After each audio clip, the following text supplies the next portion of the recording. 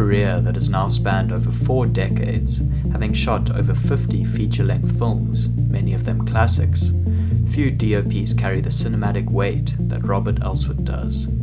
His films are rooted in a classic style of cinematography, shaped by his love for cinematic tradition. Today, I'll be analyzing the work of Robert Elswit, examining his visual philosophy, and breaking down the gear that he uses to create his vision.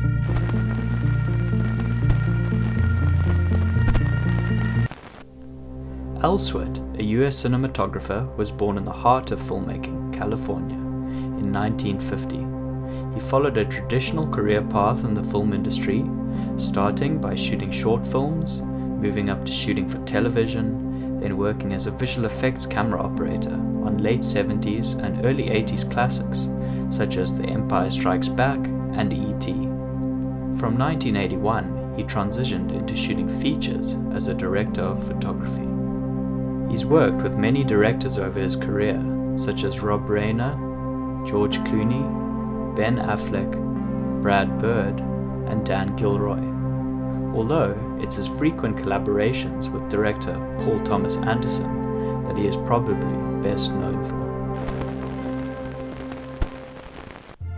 Despite shooting an array of differing films for many directors over the years, the films that Elswit shoots maintain a coherent visual style. This style can probably be best characterized as being classic.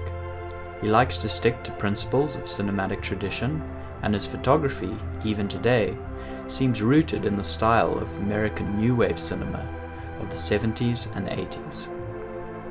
This can be seen through his focus on creating a degree of realism in his visuals, his preference for shooting on location as opposed to in a studio, and his frequent use of the 35mm anamorphic format.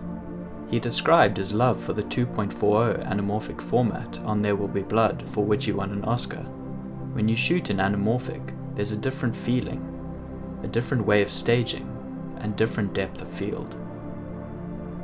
This look, with its wide framing and beautiful flares, has become archetypal of vintage Hollywood. Although Elswit has a definitive visual style, he's still open to improvisation and new ideas on set, something he talks about learning from his work with Anderson. Cinematographers want to control things as much as we can, but what I've learned from Paul is how much better it can be to let accidents happen rather than try to force everything to be a certain way.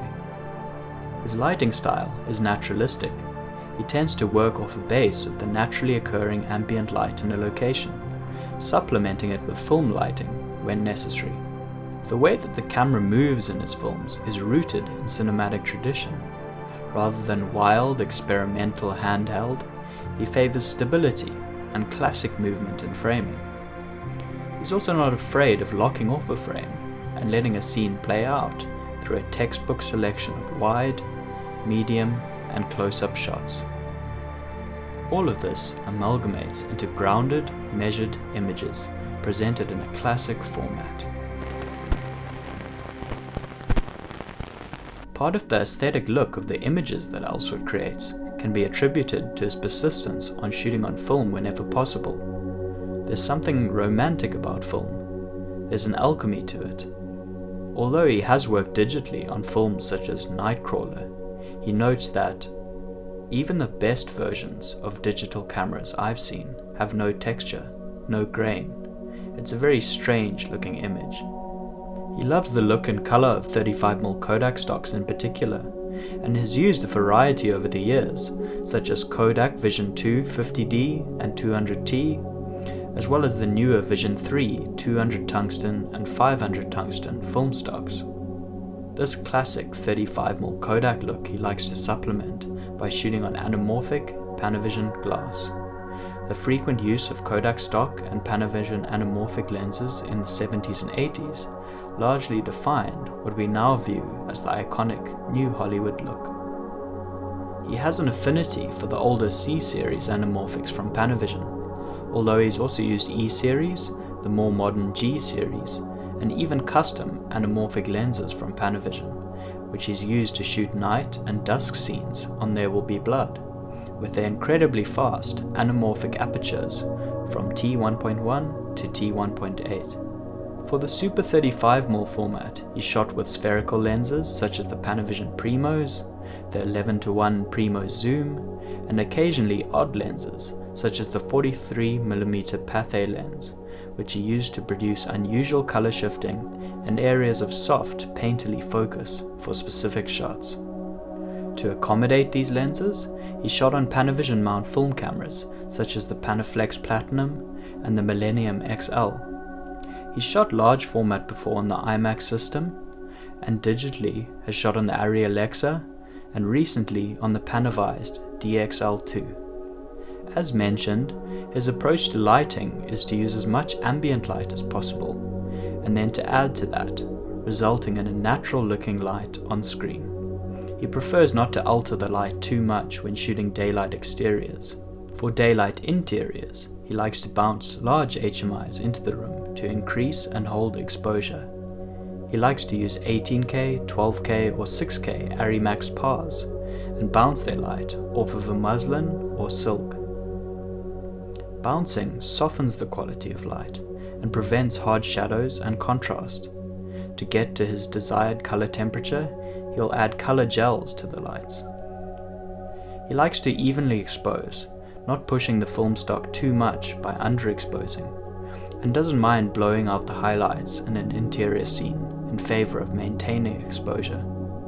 For night interiors, he likes to use simple, smaller tungsten lights, such as a China ball or a 2K through muslin, or a Lowell Riffer light, which is a 500-watt tungsten bulb inside a softbox. Elswit, particularly in his films with Paul Thomas Anderson, is known for utilizing Steadicam. He uses it to achieve fluid movement and longer takes, where the characters on screen motivate the movement of the camera. He never moves the camera around unless it's motivated by the actors or an idea or emotion in a scene. He likes to operate with a geared head on a tripod or dolly for the smooth movement it provides. In his early work with Anderson, they are known for employing long, extended takes at times. A good example of this is the famous opening of Boogie Nights, which introduces us to the world of the film and its characters through a long, continuous take. All of this results in a visual style which doesn't need to be experimental or overly loud.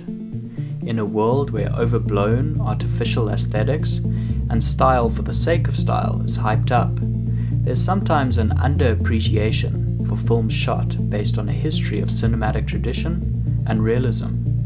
This is the world Elswit inhabits. There's a reason cinematic traditions exist and have been followed for decades. Robert Elswit is an example of a cinematographer working within these traditions, embracing a style that works, producing images that will be considered classic for generations to come.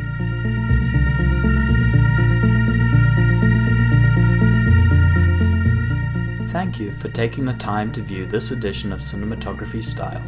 If you enjoyed the video, I'd appreciate it if you could hit the like button to help the channel grow, and I'd appreciate comments or discussion about what you think of Elswit's work. Thanks for watching, and goodbye.